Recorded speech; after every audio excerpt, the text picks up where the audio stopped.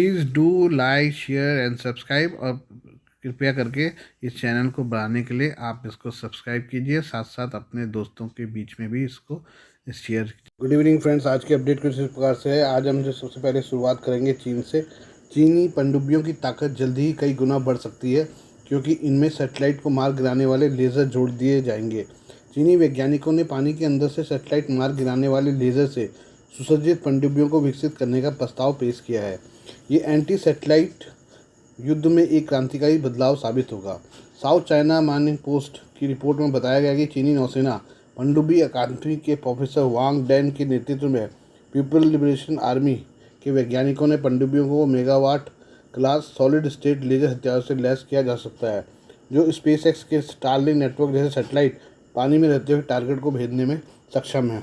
Report में कहा गया है कि यह दृष्टिकोण ASAT संचालन को छुपाने की चुनौती को संबोधित करता है, जो ज़मीन से हवा में मार करने वाली मिसाइलों पर निर्भर करता है और आसानी से लॉन्च साइट के स्थान को धोखा दे सकती है।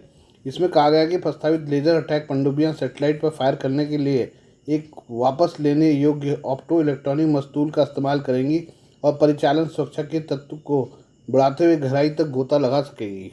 रिपोर्ट में कहा गया कि लेजर से सुसज्जित पनडुब्बियां विभिन्न कार्य कर सकती है, जिनमें पनडुब्बी रोधी विमानों पर हमला करना, व्यापारिक जहाज़ों को बचाना और भूमि आधारित लक्ष्यों पर हमला करना शामिल है। परमाणु हमला पनडुब्बियां SSN लेज़र हथियार को स्थापित करने के लिए सबसे बेहतर हो सकती है। उनके परमाणु रिएक्टर ऊर्जा गहन हथियार के लिए पर्याप्त शक्ति प्रदान करते हैं, जबकि पनडुब्बियों को गुप्त लाभ देते हैं। एक्सपर्ट का मानना है कि पनडुब्बी पर लगे लेज़र पनडुब्बी घाटों या संचार मस्तूलों जैसे तटीय लक्ष्यों पर हमला कर सकते हैं। हालांकि पनडुब्बी को शत्रुतापूर्ण तट के इतने करीब रखने के जोखिम को उचित ठहराने के लिए लक्ष्य पर्याप्त रूप से उच्च मूल्य का होना चाहिए। टाइलर रोगोवे ने द वॉर जोन के लिए जुलाई 2020 में एक लेख में कहा था कि लेज़र जैसे मस्तूल पर लगे पनडुब्बी हथियार सिस्टम केवल उन पनडुब्बियों के लिए रक्षा की अंतिम पंक्ति के रूप में उपयोगी हो सकते हैं। आइए हम भारत और ईरान के बारे में बात करें। भारत और ईरान ने मई में ओमान की खाड़ी पर चाबार बंदरगाह के संचालन के लिए 10 साल के समझौते पर हस्ताक्षर किए। भारत ने लैंडलॉक्ड अफगानिस्तान मध्य एशियाई देशों के साथ व्यापार को बढ़ावा देने के उद्देश्य से ये समझौता किया। हालांकि ईरान के साथ समझौते को लेकर भारत पर दबाव आया है, लेकिन भारत को इस दबाव से कोई फर्क नहीं पड़ा है। यह 2024-25 के बजट में भी दिखा है। यहाँ भारत ने चाबार बंदरगाह के लिए 100 करोड़ रुपये आवंटित किए हैं। चाबार बंदरगाह के लिए लगातार चौथे वर्ष भारत ने 100 करोड़ रुपये आवंटित किए हैं। यह दिखाता है कि अमेरिका के दबाव के बावजूद भारत इस प्रोजेक्ट पर ईरान के साथ है।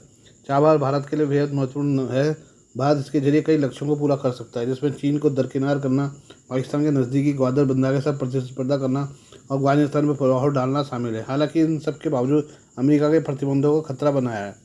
एक बड़ी बाधा ईरान के खिलाफ अमेरिका के प्रतिबंध है। इसमें मनी लॉन्ड्रिंग और आतंकवाद के वित्त पोषण के खिलाफ वैश्विक निगरानी संस्था financial action task force FATF की ओर से ईरान को ब्लैकलिस्ट करना और इलेक्ट्रॉनिक अंतर्राष्ट्रीय भुगतान की स्विफ्ट प्रणाली तक ईरान की पहुंच की कमी होना शामिल है। ईरान डॉलर में लेन देन नहीं कर सकता इसके लिए, लेकिन सिर्फ यही समस्याएं नहीं हैं, बल्कि लॉजिस्टिक्स से जुड़ी बाधाएं भी हैं। ईरान ने 2 रेलवे लाइनों को पूरा करने में देरी की है। चाबार बंदरगाह को 10 वर्षों के लिए संचालित करने के समझौते पर हस्ताक्षर करने के कुछ घंटों बाद अमेरिका ने प्रतिबंधों से जुड़ी धमकी दी थी। अमेरिका ने कहा ईरान के साथ व्यापारिक सौदों पर विचार करने वाले किसी भी व्यक्ति को प्रतिबंधों के संभावित जोखिम के बारे में पता होना चाहिए। अमेरिकी विदेश विभाग के उप प्रवक्ता वेदांत पटेल ने कहा था कि वह इन रिपोर्टों से अवगत है कि ईरान और भारत ने चाबार बंदरगाह के संबंध में एक समझौते पर हस्ताक्षर किए हैं। हम पाकिस्तान के बलूचिस्तान के बारे में बात करें। बलूचिस्तान में पाकिस्तान और चीन मिलकर शोषण कर रहे हैं, यह कोई छिपी हुई बात नहीं है। इस बीच बलूच यकजहती कमेटी BYC ने पाकिस्तान और चीन को चेतावनी दी है। कमेटी ने imperial mega projects and our national survival शीर्षक के एक बयान जारी कर पाकिस्तान और चीन की ओर से बलूचिस्तान के संसाधनों की दोहन की कड़ी निंदा की है। कमेटी ने अपने बयान में दशकों से बलूचिस्तान में हो रहे उत्पीड़न को उजागर किया। इसमें बलूचिस्तान के दुर्दशा की तुलना एक विशेष शाही उपनिवेश से की गई है। इसमें यह दुख जताया गया कि सदियों से अपनी ज़मीन के वास्तविक उत्तराधिकारी होने के बावजूद बलूच लोग अपनी ही ज़मीन पर शरणार्थी के रूप में रह रहे हैं। इन्हें गंभीर प्रतिबंधों और धमकियों का सामना करना पड़ रहा है। बयान में बलूच लोगों को नरसंहार करने के लिए इस्तेमाल किए जाने वाले तरीकों के बारे में भी बताया गया है।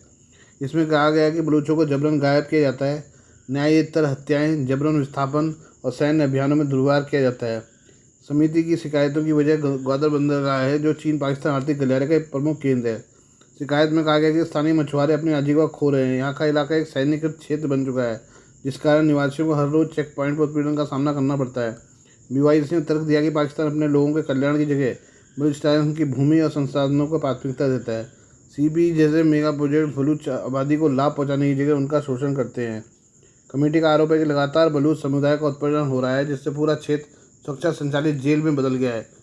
इससे उनके जीवन की क्वालिटी गंभीर रूप से खराब हो गई है। पाकिस्तान को चेतावनी देते हुए कहा गया कि अब हम बलूच नरसंहार और हमारे शोषण के खिलाफ चुप नहीं रहेंगे।